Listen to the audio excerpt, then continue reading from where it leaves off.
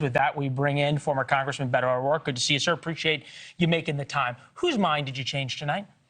You know, anyone who needed to know whether Greg Abbott could be entrusted to a third term as governor got to hear that he has failed us over the last 8 years. Property taxes on the rise. He's the single greatest driver of inflation, this extreme abortion ban, the inability to do anything about gun violence in our schools, or the grid, which is still not fixed.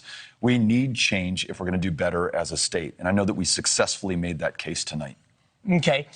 In a way that you don't think you'd been making it on the campaign trail? You know, on the campaign trail, I'm holding town halls, and there are 400 people, 1,000 people, maybe even 2,000 people. But tonight, to be able to reach the state, or at least everybody who tuned in, that was important for us. Greg Abbott has failed us. He's too extreme. We need change. Does it bother you that it was on a Friday night when there were a lot of people watching football? I had people tweeting at me going, oh, wow, it's Friday night. I figured out how to tape this because I'm watching the game. Everyone should know that the Abbott campaign set the conditions for this debate. Nobody could come into the hall. Had to be on a Friday night in Texas during football season. You think they were scared? I know he's scared. Otherwise, he would have let his constituents in. There are families from Uvalde who drove 5 hours to be here, won't let them in to listen to him answer these questions.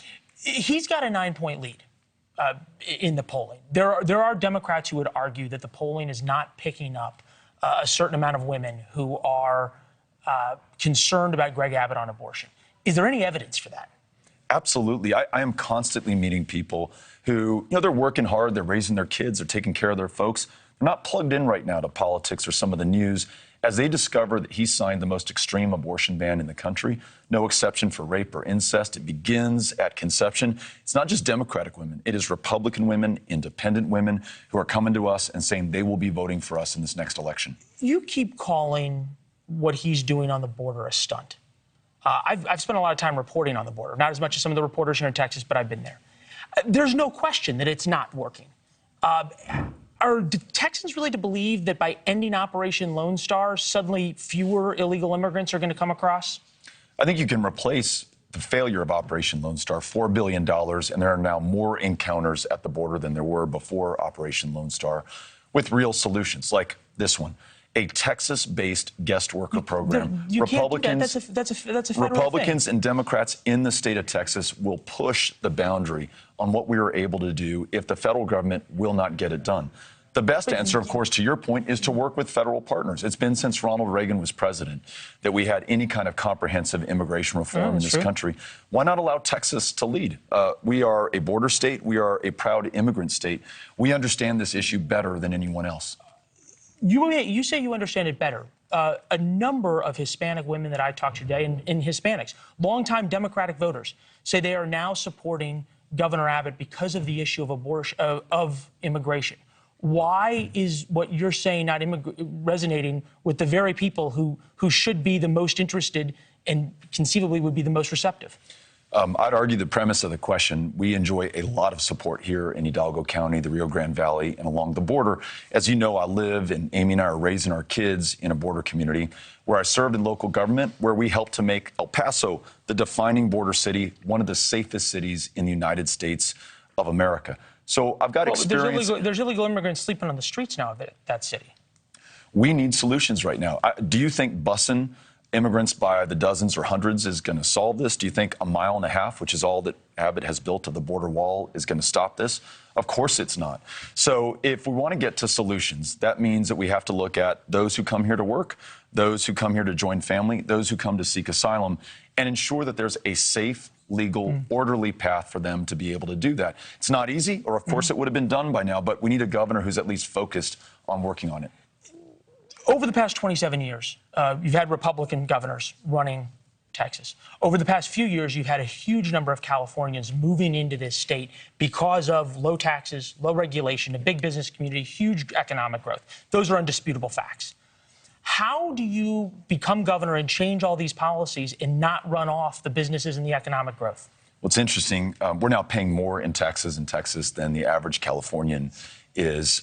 You've got spiking energy costs, you have mass shootings, and you have this total attack on women and reproductive health care freedom. That, more than anything else, is not just going to scare Californians off. most important to me are people who live and were born in this state and who have made this state great in the first place. It's very hard for them to stay here when they find themselves under attack by their own governor, and it's unaffordable for them to stay.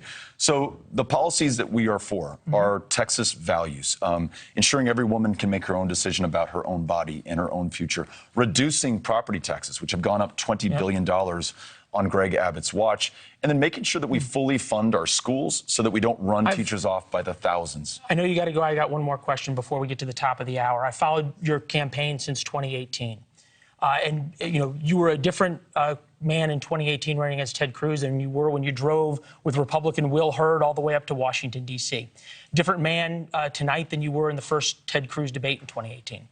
Different man than you were when you said you wanted to take AR-15s away in 2020 during the presidential race, 2019. How has Beto O'Rourke changed and morphed to try and beat Greg Abbott in 2022?